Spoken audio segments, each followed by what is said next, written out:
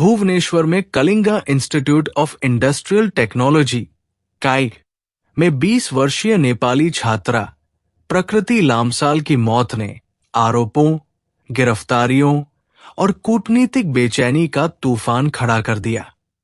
ओडिशा के एक विश्वविद्यालय में जब 3 दिवसीय वार्षिक उत्सव मनाया जा रहा था, तब एक छात्रा का शव उसके छात्रावास के कमरे में पाया गया। कुछ ही घंटों में इस शव की खोज ने दोनों देशों के बीच दूतावास स्तर की वार्ता को जन्म दिया। भुवनेश्वर में Kalinga institute of industrial technology काइग में 20 वर्षीय नेपाली छात्रा प्रकृति लामसाल की मौत ने आरोपों, गिरफ्तारियों, कूटनीतिक बेचैनी और छात्र अशांति का तूफान खड़ा कर दिया। क्या हुआ? बीटेक कंप्यूटर साइंस की तृतीय वर्ष की छात्रा प्रकृति रविवार दोपहर को अपने छात्रावास के कमरे में मृत पाई गई। पुलिस ने शुरू में इसे आत्महत्या का मामला माना, लेकिन उसकी मौत के आसपास की परिस्थितियों ने परिसर में विरोध प्रदर्शन शुरू कर दिया। नेपाल के छात्रों ने विश्वविद्यालय प्रशासन से जांच और जवाबदेही की मांग की, जिस पर उन्होंने प्रकृति के हस्तक्षेप के अनुरोधों को नजरअंदाज करने का आरोप लगाया। प्रकृति को कथित तौर पर उसी विश्वविद्यालय के 21 वर्षीय बीटेक मैकेनिकल छात्र अद्विक श्रीवास्तव द्वारा शारीरिक और मौखिक रूप से दुर्व्यवहार का सामना करना पड़ रहा था।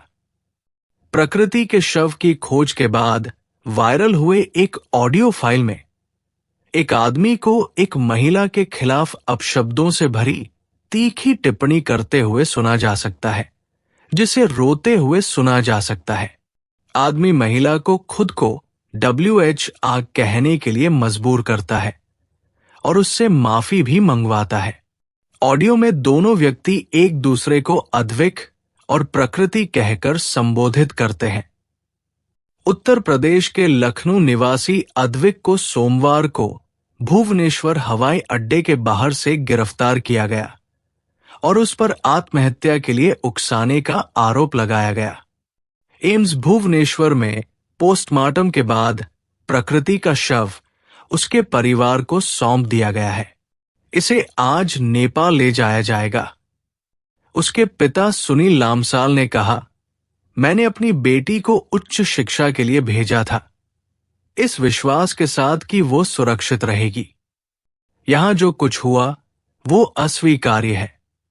छात्रों के साथ मारपीट नेपाली छात्रों के विरोध प्रदर्शन के बाद बीजू जनता दल BJD के वरिष्ठ नेता और पूर्व सांसद अच्युत सामंत द्वारा स्थापित और संचालित काइट विश्वविद्यालय ने छात्रों से बात करने के बजाय बल का इस्तेमाल किया। सुरक्षा कर्मियों ने विश्वविद्यालय के वरिष्ठ अधिकारियों के साथ मिलकर कथित तौर पर विरोध प्रदर्शन कर रहे छात्रों के साथ मारपीट की, जिसके कारण हिंसक कार्रवाई हुई, जिसे कैमरे में कैद किया गया। सोशल मीडिया पर प्रसारित वीडियो में छात्रों को शारीरिक रूप से प्रताड़ित करते और गाली गलौज करते हुए दिखाया गया। इनमें से एक वीडियो में विश्वविद्यालय के 2 वरिष्ठ अधिकारी भी नेपाल के खिलाफ अपमानजनक टिप्पणी करते हुए देखे गए, जिनमें से एक ने दावा किया कि देश का सकल घरेलू उत्पाद कित के बजट से भी कम है, जो विश्वविद्यालय में पढ़ने वाले लगभग 40,000 छात्रों के लिए है। रात भर विरोध प्रदर्शन जारी रहा, फिर अप्रत्याशित हुआ। परीक्षाओं के लिए केवल कुछ दिन बचे थे। सभी नेपाली छात्रों को विश्वविद्यालय परिसर छोड़ने के लिए कहा गया। विश्वविद्यालय के एक बयान में कहा गया, नेपाल के सभी अंतर्राष्ट्रीय छात्रों के लिए विश्वविद्यालय अनिश्चित काल के लिए बंद है। उन्हें आज 17 फरवरी 2025 को तत्काल विश्वविद्यालय परिसर खाली करने का निर्देश दिया जाता है। छात्रों को विश्वविद्यालय की बसों में बिठाया गया और उन्हें कटक के रेलवे स्टेशन पर भेज दिया गया ताकि वे खुद की देखभाल कर सकें। एक नेपाली छात्र ने कहा, उन्होंने कित कुछ नहीं कहा। उन्होंने बस हमें जाने के लिए कहा। ओडिशा सरकार ने कदम उठाया। ओडिशा सरकार ने मंगलवार को प्रकृति की मौत की परिस्थितियों और छात्र विरोध प्रदर्शनों से निपटने के विश्वविद्यालय के तरीके की जांच के लिए 3 सदस्यीय तथ्य खोज समिति का गठन किया। पैनल का नेतृत्व अतिरिक्त मुख्य सचिव गृह कर रहे हैं, जिसमें उच्च शिक्षा और महिला एवं बाल विकास विभागों के सदस्य शामिल हैं। राज्य के उच्च शिक्षा मंत्री सूर्यवंशी सूरज ने स्वीकार किया कि कायटे अधिकारियों ने विदेशी छात्रों को जबरन बेदखल करने सहित घटना के बारे में सरकार को सूचित करने में विफल रहे। उन्होंने कहा, संस्थान को नोटिस जारी कर दिया गया है और तथ्य खोज समिति के निष्कर्षों के आधार पर उचित कानूनी और प्रशासनिक कार्रवाई की जाएगी।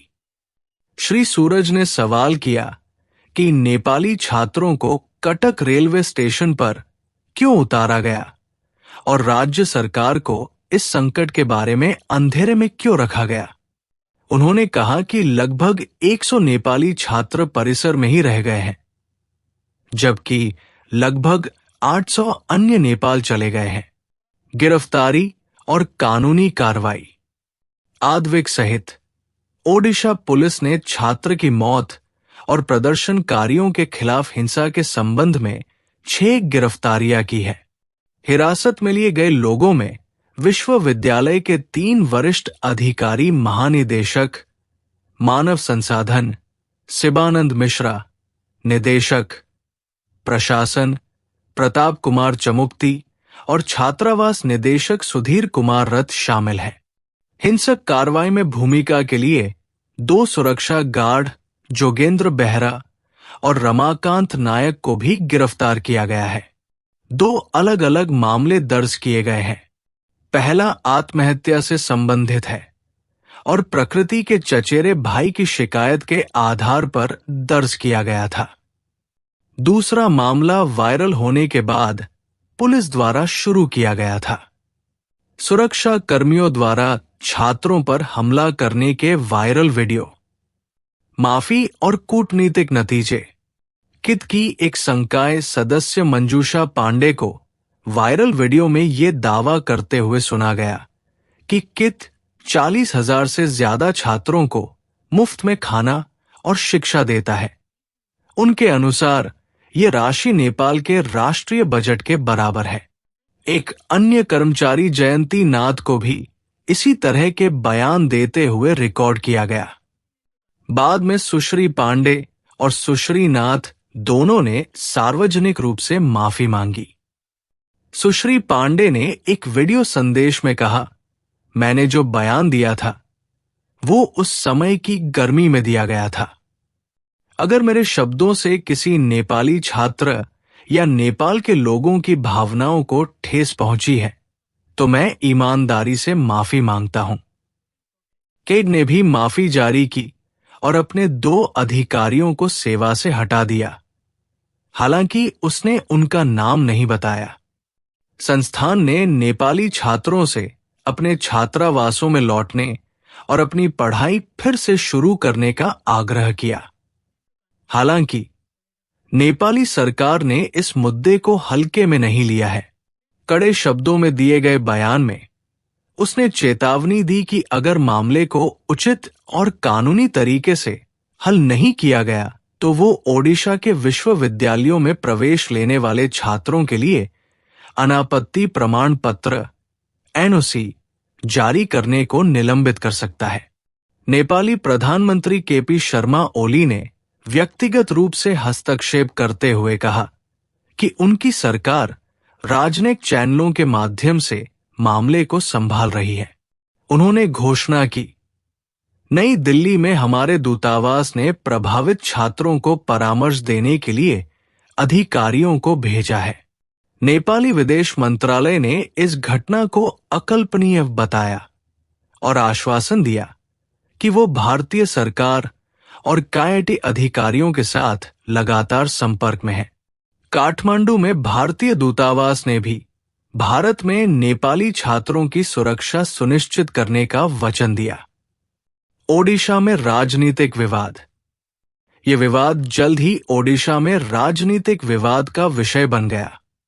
कांग्रेस पार्टी ने न्यायिक जांच की मांग की है, जबकि सत्तारूढ़ भाजपा, जो पिछले साल विधानसभा चुनावों में नवीन पटनायक के नेतृत्व वाली बीजेपी पर अपनी चौंकाने वाली जीत के बाद ओडिशा में इतिहास में पहली बार सत्ता में आई थी, ने क्याइट के संस्थापक अच्युत सामंत की गिरफ्तारी की मांग की है। वहीं बीजेपी ने इस घटना के लिए भाजपा के नेतृत्व वाली राज्य सरकार के तहत बिगड़ती कानून व्यवस्था को जिम्मेदार ठहराया है। ये मुद्दा ओडिशा विधानसभा में भी उठाया गया, जिसमें पार्टी लाइन से अलग विधायकों ने घटना की निंदा की।